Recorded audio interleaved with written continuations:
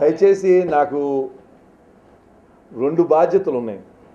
ఒకటి బీజేపీ సభ్యుడిగాను, రెండు రాష్ట్ర మంత్రివర్గంలో మంత్రిగాను. బీజేపీ సభ్యుడిగా బీజేపీ నాయకులకి కార్యకర్తలకి వచ్చిన సమస్యలు ఇబ్బందులు చూడాలి. అలాగే కేంద్రంలో ఉన్న మా అధిష్టానం, కేంద్ర ప్రభుత్వం, రాష్ట్ర పార్టీ, కేంద్ర పార్టీ చెప్పిన విధంగా బీజేపీ అభివృద్ధికి ఏం చేయాలనేది చర్యలు తీసుకోవాలి. అది యాజ్ ఏ బీజేపీ సభ్యుడిగా. అలాగే మంత్రివర్గ సభ్యుడిగా కూడా నాకు కొన్ని బాధ్యతలు ఉన్నాయి. ఒకటి, హెల్త్ పరంగా ఈ డిపార్ట్మెంట్ పనితీరును మెరుగుపరుస్తూ, దాంతోపాటు కేంద్రంలోనూ రాష్ట్రంలోనూ కూడా ఉన్నది అక్కడ బీజేపీ ఎన్డీఏ ప్రభుత్వం, దాంట్లో బీజేపీ తెలుగుదేశం కూడా పాత్ర ఉంది. అలాగే ఇక్కడ తెలుగుదేశంలో బీజేపీ మంత్రులు ఇద్దరు ఉన్నాం. అందుకని కోఆర్డినేట్ చేసుకోవాల్సిన అవసరం నా మీద ఉంది.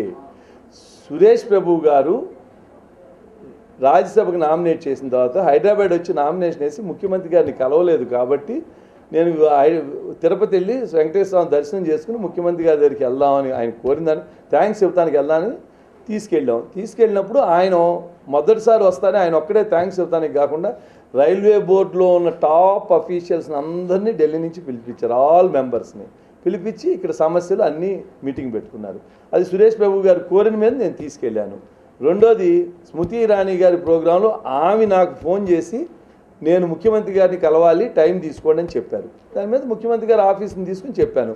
ఇది ఎప్పటికప్పుడు నేను హరిబాబు గారు రాష్ట్ర పార్టీ అధ్యక్షులకి చెప్పి ఈ చర్యలు తీసుకుంటున్నాను.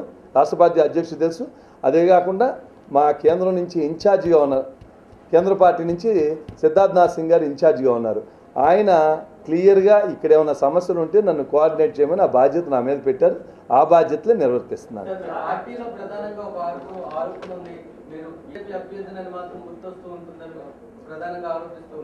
నేను బీజేపీ అభ్యర్థిగా కంటెస్ట్ చేశాను.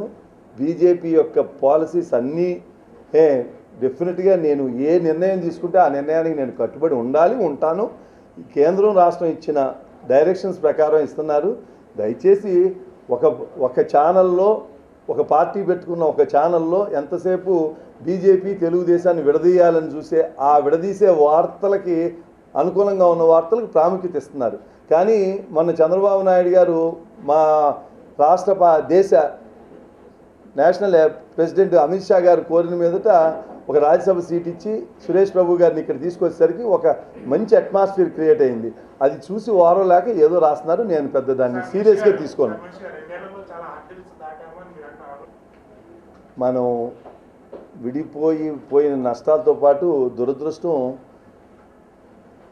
అట్లాంటి ప్రతిపక్ష నేత ఉండటం ఈ రాష్ట్రం చేసుకున్న దురదృష్టం. దానికి ఏం చేస్తాం, విడిపోయినప్పుడు కొన్ని తప్పులు జరిగినాయి.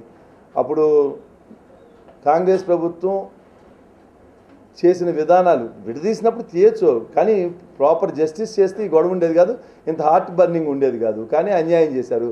అప్పుడు వాళ్ళు అన్యాయం చేశారు కాబట్టి వచ్చిన ఈ రిలేషన్లో ఇట్లాంటి వ్యక్తి ప్రతిపక్ష నేతగా వస్తానికి ఈ రాష్ట్రం చేసుకున్న దురదృష్టం. అందుకని నేను ఏం చేయలేను. కొన్ని అదృష్టాలు ఉంటాయి, కొన్ని దురదృష్టాలు ఉంటాయి. వెంకటేశ్వర మన రాష్ట్రంలో ఉంటాం, మన అదృష్టం.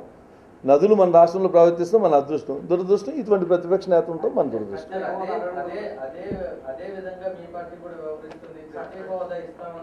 మా పార్టీ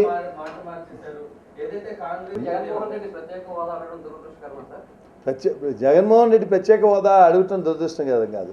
ప్రత్యేక హోదా ఇవ్వటం లేదు అని ఇస్తారు. కాంగ్రెసు 2004లో సపరేట్ తెలంగాణ అనే మేనిఫెస్టోలో పెట్టుకుని దిగి 2014 9 సంవత్సరాల 9 నెలలు ఊర్చుకుని చివరి 3 నెలల్లో ఒక ఆగమేఘాల మీద ఒక రాజకీయ అవగాహన, ఇక్కడ చంద్రశేఖరరావు గారితో అవగాహన. చంద్రబాబు గారు ఓపెన్గా చెప్పారు, నాకు సపరేట్ చేసింది నేను మర్జ్ చేస్తానని ఓపెన్గా చెప్పారు. అది నమ్మారు. జగన్మోహన్ రెడ్డి నిజంగా చెప్పబట్టే గబుక్కుని కోర్టులు జైలు నుంచి బయటికి తీసుకొచ్చారు. లక్ష్మీనారాయణ గారిని ఇక్కడి నుంచి ట్రాన్స్ఫర్ చేశారు. ఇవన్నీ ప్రజలకు తెలిసే కాబట్టే వీళ్ళు